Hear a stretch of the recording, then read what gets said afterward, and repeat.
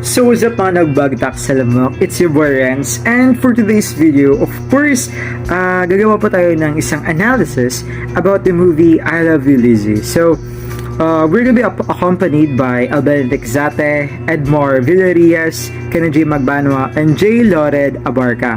So, before we dive deeper into the analysis, let's first recap the movie itself. So, long story short, we will be following the story of Jeff, actually a seminarian on his Regency, when he actually visited or went on a vacation to Bicol. In Bicol, he actually met this alcoholic girl named Lizzie, where they actually fell in love. So, actually, because of their blooming romance, Jeff himself actually decided not to become a priest just to marry Lizzie. But fate is not on their side, and Lizzie was actually on a huge grave accident.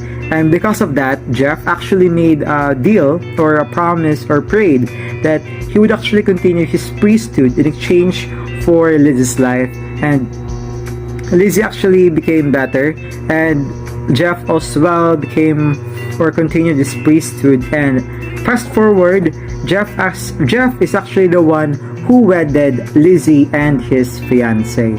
So guys, let's first tackle the question about form. So what can you say about the color palette or the color palettes of the movie in its actually earlier sequence to mid and of course to the last What's up Ananap? What's up Kenny? Albert from Rans and Jay. Well, for me, sa kuha ang pananaw ito sa slida nga I love Lizzie kay ang color ito say ang scene bitaw kay murag medyo nature siya ba, green ang halos makita nimo, tapos medyo kano siya ng mga attractive colors bitaw like nature, mga flowers. So mo na kong nakita sa I Love Lizzie nga movie. What I observed is like the vibrancy or the color palette of the movie from the beginning is like it was a very like klaro kayo ang colors. For example, nato yung scene nga like nakafocus as ang camera sa Mount Mayon, and the Mount Mayon was like very vibrant, karang maklara gini mo ang color green, and it's same as the color of the nature, like green yung kayo, and other for example like ang flowers or or ang paint sa mga balay, like maklaro yung kayo mo. For example, ang paint sa balay is red, maklaro gini mo ang red, and just like as the movie goes on, like ang yung color is like nagka-fade. For example, yes, nagka-fade siya until the end of the movie. It's like, gadong time nga gitasal na si Lizzie. Ang mga, for example, like, ang roses, red and white roses is like, hindi kaya mo siya maklaro. Like, ang focus niya is like, I mean, not focus, rather, pag imo siyang tutukan, ay haryan mo siya maklaro ang yung colors. For example, like ang rose, like ang roses niya, nagka-fade na ang yung colors. So what's up guys, I am J. Lored Abarca, that's Jaelaeured. So what can I say about the movie color palette? So in the movie I Love You Lizzie, mostly sa color sa movie is puro siya green. It talks about nature. Makita po nato dito ang vulkan, Mayon Vulcan, which is very beautiful. So para sa ako, I can say about the movie color palette is very meaningful kay nag-represent sa green, trees, plants, and more. That's it. What can I say about the color palette of the movie? What can I say is it's odd. Kay, diba, first part sa movie kay color siya, kanang vibrant kay ang color, diba, maklaro ang color green, maklaro ang mga colors of flowers, mo highlight yun. And then sa ending part sa movie kay medyo na siya bland, kanang bitaw dili na kasingon ngayon na colorful. Well, basin pud sa environment sa place, or sa simbahan, pero odd lang kay dili na siya na naka-colorful. Well, sabotable pod sa part nga nag-reminisce silang memories or nag-explain silang side kay common naman dyan na siya sa mga films nga black and white or medyo dili siya colorful. Pero sending apart kay present tabi ang sending apart.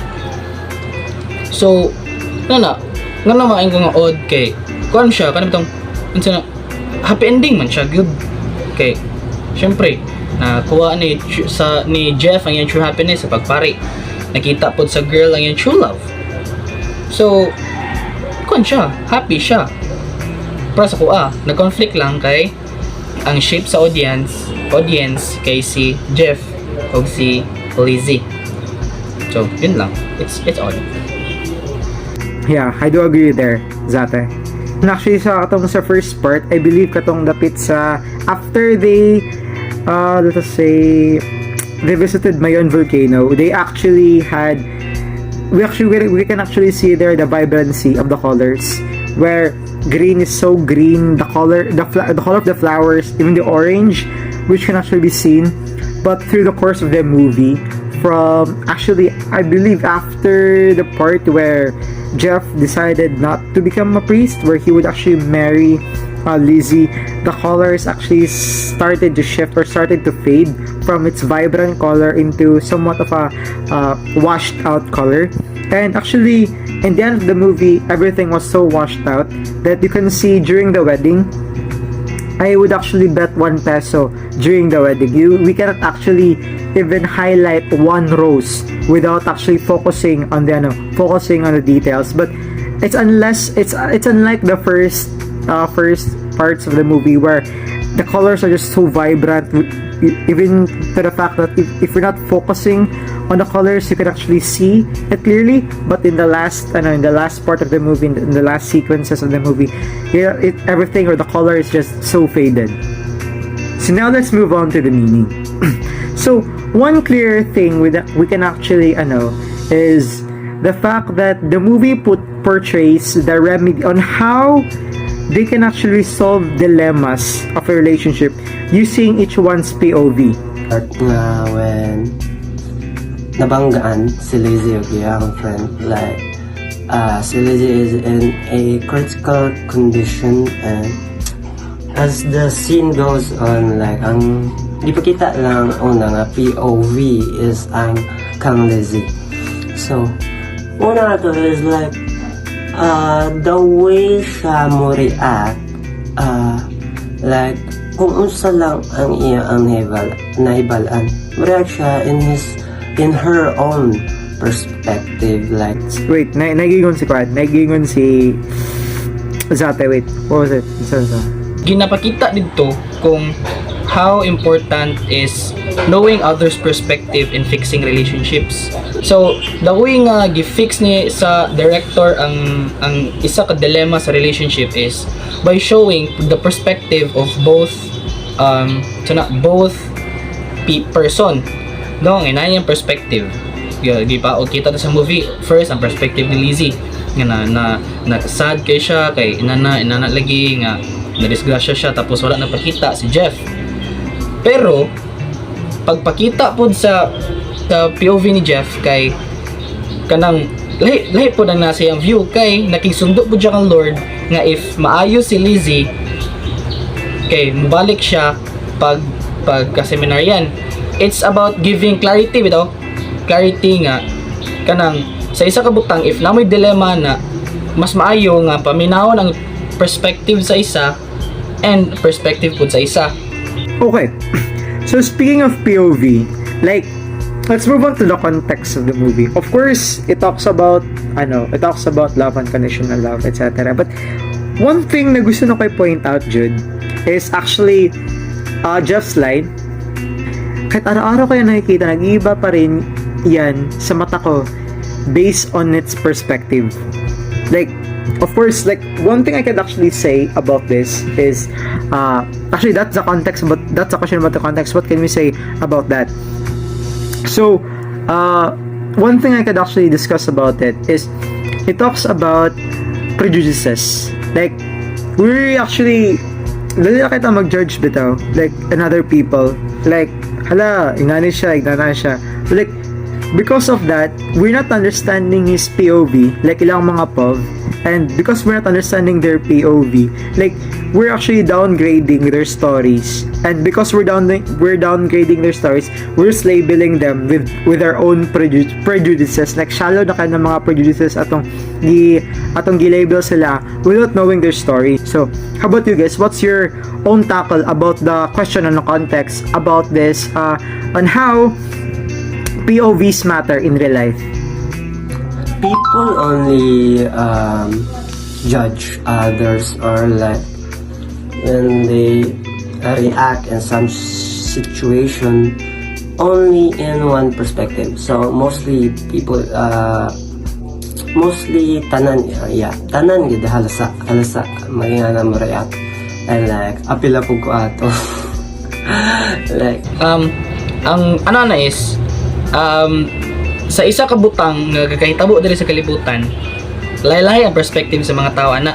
Maybe kani kay connected siya sa art bitaw gyapon nga yung single story, murag connected siya sa single story bitaw nga na bitaw, connected bitaw siya kay dili ka maka-judge bitaw sa katao kay kining dili mo wala nimo na dili bitaw nimo sayod ang tibok bitaw story kay ang imo lang perspective. And because of that movie, siguro in one context of the movie is at gipakita dito na instead of labeling one person our prejudices because based on sa atong nakita, is instead ato dapat i-know lang story, like nga nagnanaka no, like that, because every person has different identities. Sir Ian said that we have different identities, and identities tells a different story. So we can't decide, or we can't put a label in there, we can't give a prejudice in there if ever wala na to nahibawan ang iyang kaugalingong story. So, bonus question there guys, how does the movie tackle about the culture heritage or cultural story of the Philippines? So, one thing is we Filipinos are very spiritual. Makatatanan, like we're very God-fearing. So, the movie itself, it revolves around love, and of course priesthood, of course kanang spirituality, Catholicism, and etc. So, like we know, as a national identity sa mga Filipinos, actually spiritualities and etc. is one of our foundations of our national identity. And siguro the movie itself, it actually what Jeff himself, the seminarian on Regency himself, what his actions are the ones that are, well, let's say his actions are actually valid sources or valid indications that the whole movie is actually a cultural story, a cultural heritage. So, once again, Ron Sigurd Vares, signing out.